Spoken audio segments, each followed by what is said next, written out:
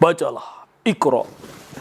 Iqra bismi rabbikal ladzi khalaq. Iqra bismi rabbikal ladzi khalaq. Khalaqal insana min 'alaq. Khalaqal insana min 'alaq. Iqra wa rabbukal akram. Iqra wa rabbukal akram. Alladzi 'allama bil qalam. Alladzi 'allama bil qalam. 'Allamal insana ma lam ya'lam. 'Allamal insana ma lam ya'lam.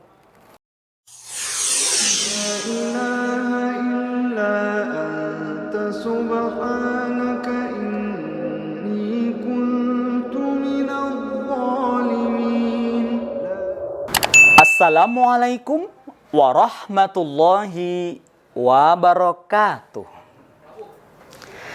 Alhamdulillahilladzi hadana li hadza wa ma kunna linahtadiya laula an hadanallah. Asyhadu an la ilaha illallah wahdahu la syarikalah wa asyhadu anna Muhammadan abduhu wa rasuluhu la nabiyya ba'dah. Qala Allah Ta'ala fi kitabihil karim. Allah telah berfirman dalam Al-Quran yang mulia. A'udzu billahi minasy syaithanir rajim. Bismillahirrahmanirrahim. Inna anzalnahu fi lailatul qadr. Wa ma adraka ma lailatul qadr. Lailatul qadri khairum min alfi syahr. Tanazzalul malaikatu war-ruhu fiha bi'izni rabbihim min kulli amr. Salamun hiya hatta matla'il fajr. Shadaqallahul azim. Kak Bimo tahu, kalian pasti ngerti surat apa tadi? Ya? Benar sekali. Itu adalah surah Al-Qadr. Surat yang menceritakan, yang arti dan maknanya menerangkan bahwa bulan Ramadan adalah bulan diturunkan Al-Quran. Kita berada dalam bulan berkah. Bulan yang Nabi sebutkan Syahrul Mubarak, bulan berkah. Di mana Al-Quran diturunkan, surga dibuka pintunya, neraka ditutup, dan setan-setan diikat. Maka orang yang beriman dipanggil Allah, ya ayyuhalladzina amanu, wahai hambaku yang beriman, kutiba alaikumusiyam, diperintah kepada kita berpuasa. Sebagai orang beriman nih, setiap ada perintah Allah, panggilan Allah, kita bergegas bahagia. Kenapa? Mesti bermanfaat. Mesti ada kesempatan kita untuk semakin dekat dengan Allah Subhanahu wa Ta'ala. Al-Quran diturunkan di bulan ini. Seperti yang terucap dalam sebuah lagu di TPA kita. Al-Quran, Al-Quran, Al-Quran, firman Tuhan, diturunkan malaikat Jibril, kawan pelajari serta diamalkan.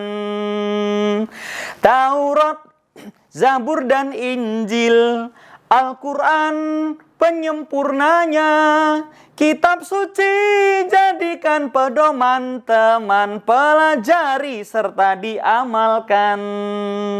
Beruntung ya kita masa kecil bisa belajar ngaji Al-Quran dengan bahagia, dengan tenang.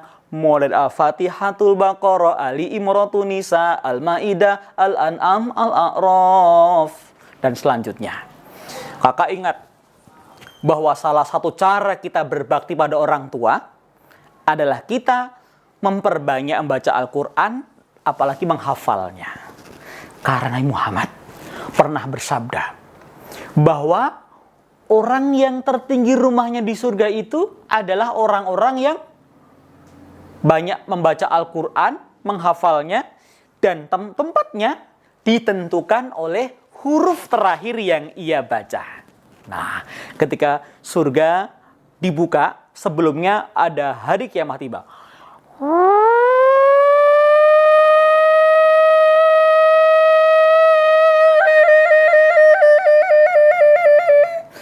Sebagian orang sudah masuk neraka, sebagian bercentera depan surga. Salamun alaikum tibtum fadkhuluha khalidin. Masuklah ke dalam surga. Setelah orang yang paling akhir banyak dosanya dijemput Nabi Muhammad, maka Nabi paling depan, kemudian memasuki pintu surga. Silakan masuk ke dalamnya.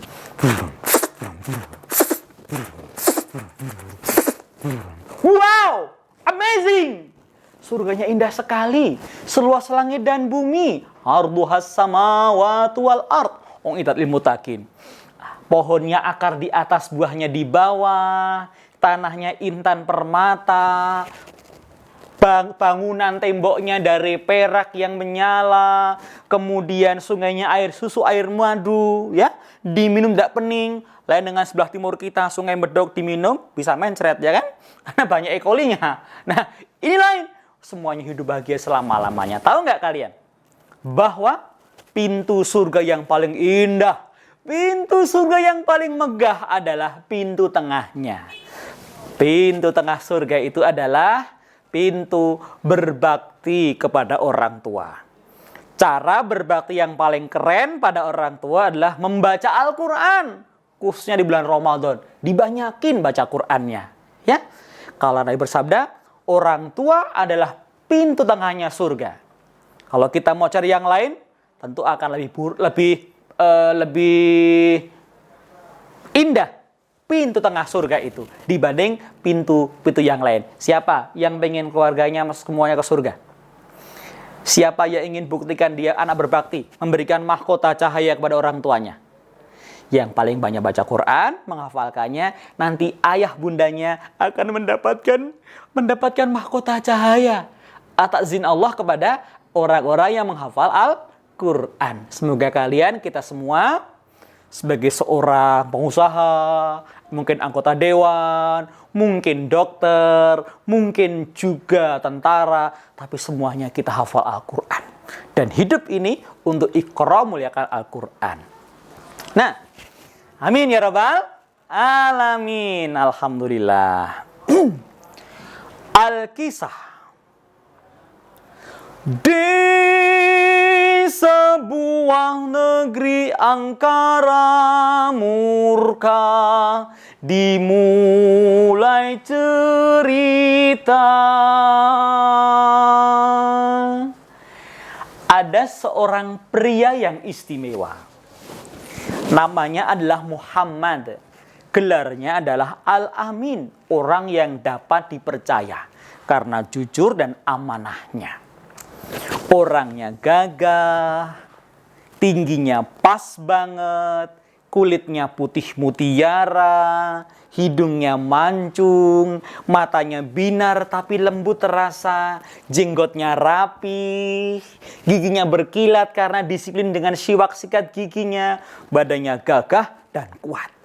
Muhammad Al-Amin itu sedang berada di sebuah puncak gunung.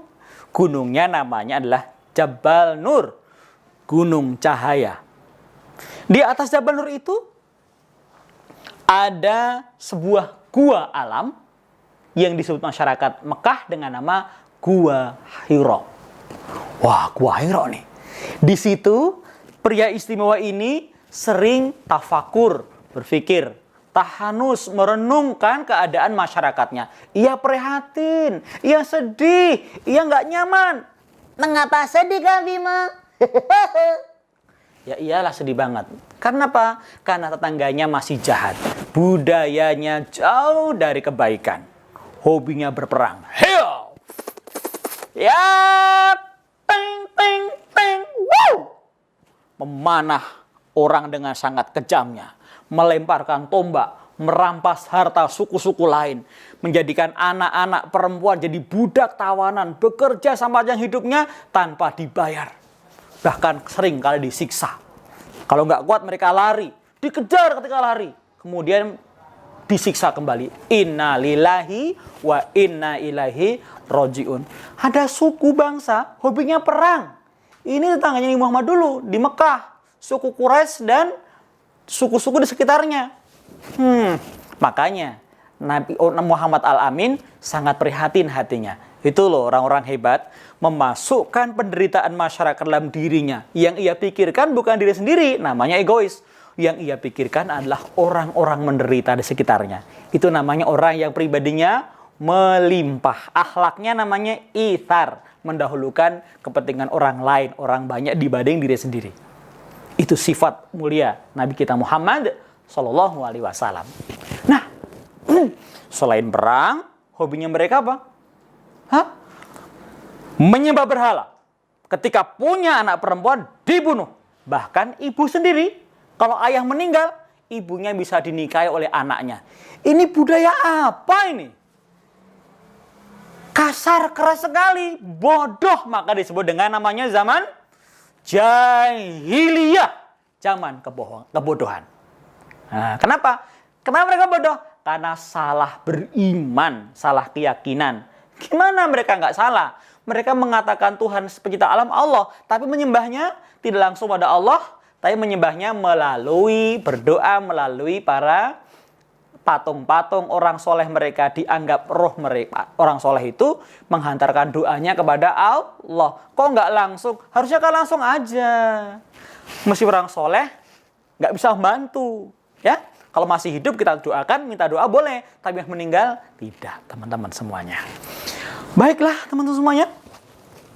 Itulah yang menjadikan Muhammad Al-Amin masyghul, gelisah, prihatin.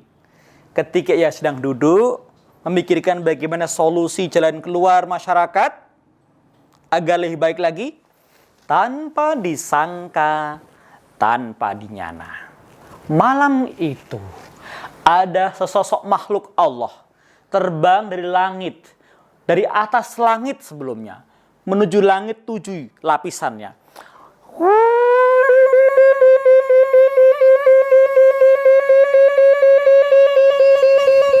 Dialah Sayyidul Malak, Sayyidul Malaikah, pemimpin para malaikat. Namanya Jibril alaihissalam. Jibril terbang dengan sangat cepatnya dari hariban Allah melewati 7 langit yang berlapis. Sangat cepat. Sayapnya bergetar hebat dan gemerincing indah. 600 buah sayapnya. Dia turun depan Gua Hira. Tiba-tiba badannya berubah menjadi laki-laki yang tampan. Tampak tanpa lelah letih dari penampilannya. Orangnya tampan, cakep. Kalau kayak Imo kan orangnya kan imut, hitam mutlak ya. Nggak apa-apa lah. Yang penting meskipun kulit wajahnya hitam begini, yang penting Allah berikan nikmat iman. Semoga imanmu, iman kita semuanya terbawa sampai wala tamutunna illa wa antum muslimun. Jangan mati melainkan dalam keadaan muslim, beriman pada Allah Ta'ala. Tanpa mensyarikatkan apapun jua, tanpa kemunafikan, tanpa kefasikan, tanpa kekufuran. Amin ya rabbal alamin. Yang semangat dong, amin ya rabbal alamin. Masya Allah. Kita lanjutkan ya. Makhluk itu adalah malaikat. Jibril namanya. Ia berubah menjadi laki-laki yang tampan, memasuki mulut gua dan menyapa Muhammad yang sedang kebingungan. Assalamualaikum wahai Muhammad. Tentu saja, karena datangnya tiba-tiba, datangnya tanpa permisi dan celing begitu saja. Muhammad menjadi ketakutan. Siapa kamu? Siapa kamu? Kakak dialogkan dengan bahasa kakak ya. Siapa engkau? Waalaikumsalam. Malaikat itu mendekat. Dia mengucapkan sebuah kalimat. Iqra, bacalah. Kalimat perintah, fi'il amr. Iqra, bacalah. Muhammad itu ummi, tak bisa baca tulis. Ana biqari, aku gak bisa baca. Bacalah. Iqra. Ana biqari, bacalah. Ana biqari. Muhammad mengatakan, aku tidak bisa membaca. Bukannya malaikat kecewa kemudian pergi, malah semakin mendekat. Gemetalah Nabi Muhammad. Mungkin punggungnya menyentuh punggung dinding gua. Bergetar keringatnya pun sangat banyak. Ini Muhammad berjumpa dengan pria tampan. Coba kalau kalian malam-malam tiba-tiba ada makhluk muncul tiba-tiba. Gimana kira-kira? Nama kamu misalnya Arif. Arif. Pasti takut ya? Bisa-bisa ngompol 2 ember nanti ya. Masya Allah. Tak lama kemudian, malaikat tadi mendampingi Muhammad, mendekati Muhammad dan meluknya. Lalu ia dengan lembut mengatakan, Iqra, bacalah. Muhammad pun menirukan kata-kata Jibril. Bacalah, Iqra. Iqra bismi rabbikal ladzi khalaq. Iqra bismi rabbikal ladzi khalaq. Khalaqal insana min 'alaq. Khalaqal insana min 'alaq. Iqra wa rabbukal akram. Iqra wa rabbukal akram. Alladzi 'allama bil qalam. Alladzi 'allama bil qalam. 'Allamal insana ma lam ya'lam. 'Allamal insana ma lam ya'lam. Kemudian dilepaskan. Shadaqallahul azim. Pergilah Jibril meninggalkan tempat itu. Laksana kilat yang menyambar. Jantung Muhammad berdegup. Keringat dinginnya kemudian menetes sangat banyak. Kemudian segera ia ambil buntalan kain berisi makanan dan minuman dari dalam kirbah. Kirbah itu kayak apa ya? Kayak kantong dari kulit domba untuk tempat air kalau termos sekarang ya kan. Kemudian ia keluar. Segera tergopoh-gopoh menuruni Gua Hira di punggung Jabal Nur tadi. Sekarang kalau naik ke sana 2 jam atau 1,5 jam jika cepat. Pakai tangga. Dulu nggak ada tangga. Turunnya pasti berbahaya. Batu-batunya kasar-kasar. Pasirnya aja runcing-runcing. Bisa jadi Nabi kita terluka ketika turun. Ia turun sampai di bawah, di kampung bawah, ambil kudanya dan pulang kembali ke rumahnya. Di rumah ia segera mengetuk pintu. Khadijah, Khadijah, assalamualaikum. Istri yang sedang tidur kemudian bangun dan merapikan pakaiannya. Lalu ia menuju ke pintu. Sudah pulang suamiku? Sudah pulang rupanya. Ia kaget melihat suaminya dalam keadaan kedinginan. Zamiluni, Zamiluni, selimuti aku, Zamiluni. Ada apa ini? Dipeluklah suaminya. Ia bawa dalam kamar, ditidurkan ketika tenang. Muhammad Al-Amin menceritakan kisah yang ia alami di atas gunung Jabal Nur. Wah, Muhammad sudah istirahat. Gantian Khadijah yang bingung. Kenapa? Ia segera bergegas ke rumah pamannya bernama Waraqah bin Naufal, pendeta Nasrani pengikut Nabi Isa yang masih lurus. Paman, aku Khadijah, paman. Kamu Khadijah, masuklah, ada apa? Khadijah pun masuk ruangan, ia bercerita. Begini paman ceritanya. Lalu, setelah itu, kemudian Waraqah mendengar dengan seksama, dengan konsentrasi. Mata yang buta itu seakan-akan ingin ia buka. Tapi ketentuan Allah telah ditetapkan untuknya. Ia pun berkata-kata. Hadza namus. Itu adalah namus yang pernah berjumpa Musa sebelum menerima Taurat di Tursina waktu itu. Jadi benar dugaanku kemarin. Muhammad itulah, suami itulah Nabi akhir zaman. Dari tanda-tanda, ciri-cirinya sama yang termaktub dalam Alkitab. Andai saja aku tidak buta, badanku tak renta dan aku masih kuat, akan kulindungi Muhammadmu itu ketika diusir, diserang oleh orang-orang Quraisy. Jadi akan dimusuhi paman? Iya benar. Begitulah kebiasaan dakwah Nabi. Diintimidasi, diancam. Bahkan akan diancam bunuh oleh tetangganya sendiri. Sabarlah Khadijah, ajalah ia ke sini, akan kuajarkan makna dari peristiwa malam ini padanya. Bahwa kemari besok pagi. Baik paman. Pulanglah Khadijah dengan lebih tenang. Karena apa? Ia telah menemukan pria yang ia dambakan selama ini, Nabi akhir zaman, yang ternyata adalah suaminya Muhammad Al-Amin. Malam itu 17 Ramadan adalah Lailatul Qadar, malam Qadar turunnya Al-Quran kepada Muhammad Al-Amin yang kini bergelar Nabi Muhammad Sallallahu Alaihi Wasallam, Khotamul Anbiya wal Mursalin. Kita mesti bahagia mendapatkan iman yang benar, beriman dengan Al-Quran. Di masa kecil kita pun mendapatkan kesempatan belajar Al-Quran. Quran. Alangkah indah masa kecilku, ngaji Al-Quran riang selalu, tiada hilang dari ingatan, sungguh indah berkesan. Betapa mulia ustadz-ustadzku, tiada pernah engkau mengeluh. Terima kasih untuk ustadzku atas bimbinganmu. Ya Allah, dengar doaku, lindungi ustadzku. Terimalah jasa-jasanya, ampuni dosanya. Setiap Ramadan ada malam Lailatul Qadar.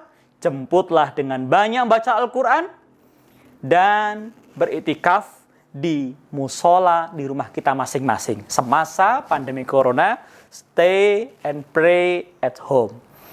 Tinggal dan berdoa ibadah di rumah. Semoga kita semua selamat, aman sentosa, dan digolongkan oleh Allah sebagai hamba-hambanya ahli Quran. Terima kasih.